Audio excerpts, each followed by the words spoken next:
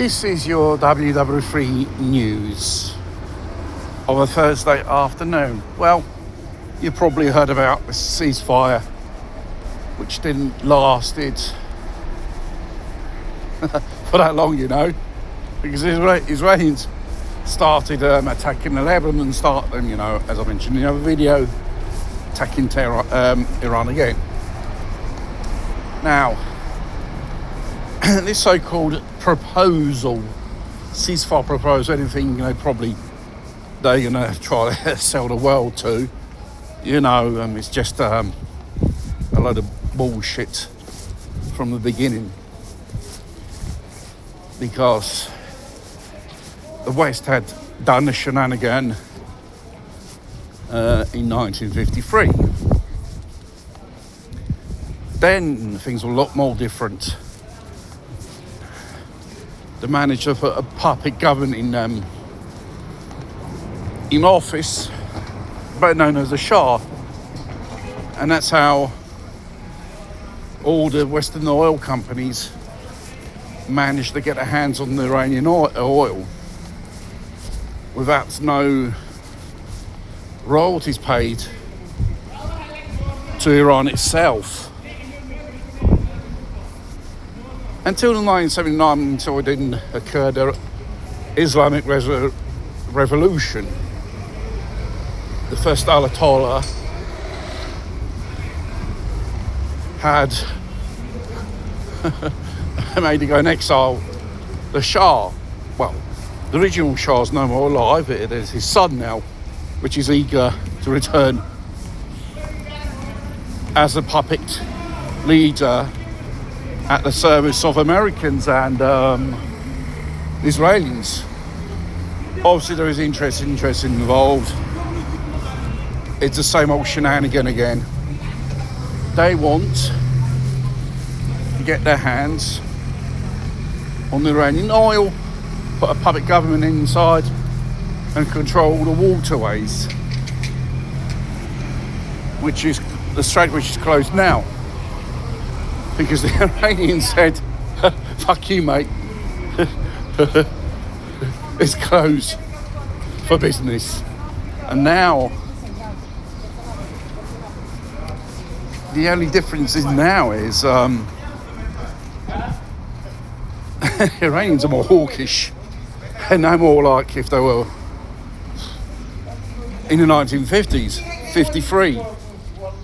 And obviously, they're not a pushover like other Middle Eastern countries like Syria, Afghanistan, or Iraq, or other North African countries like Libya, or whatever, which they didn't have assistance like Iran has today from Russia, China, and North Korea. It's them who is helping them, supplying energy and all the weapon to fight the the Americans and Israelis in the Middle East. And what they have an advantage is whether they have access to Chinese or Russian intel.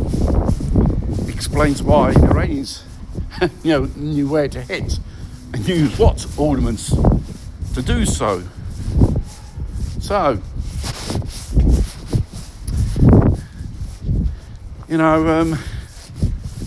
Israel and America's becoming a bit desperate. Looks like for them time is running out in a certain way. And it's not so easy to get their way around.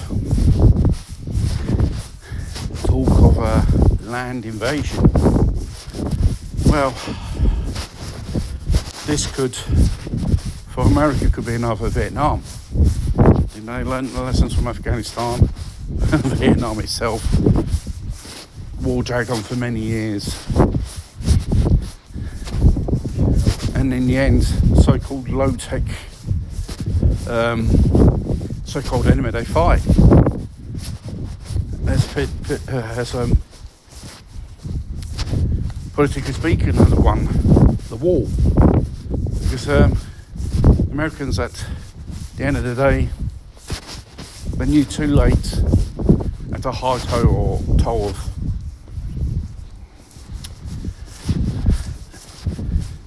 many Americans who died in Vietnam. We're talking about 55,000, in a 10-year war. The so-called high-tech empire military weaponry is it's probably occurring the same thing,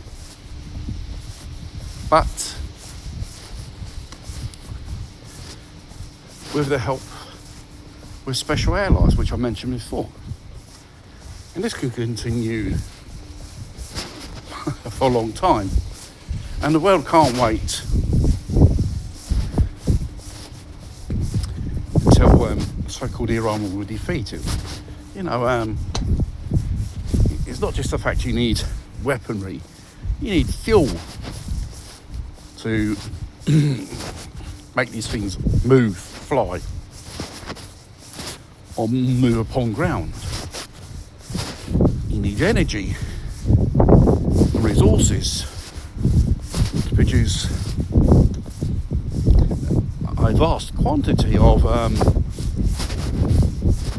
ammunition, shells, weaponry of every type, basically.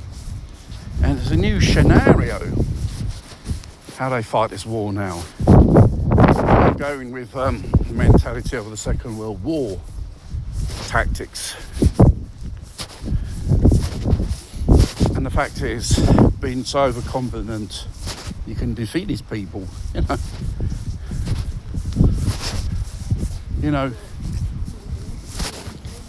having the American bases destroyed in the Middle East, it is a huge blow in a certain way.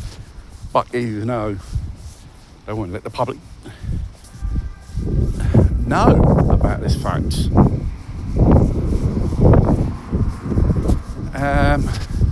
There's going to be more of a damage for the global economy. It's going to be fuel shortages, rationing resources, blackouts, lockdowns of certain types. Or is it a thing all programmed? Well, let's see how this plays out in the near future. Escalation in any manner will make the situation more delicate and fragile, globally speaking.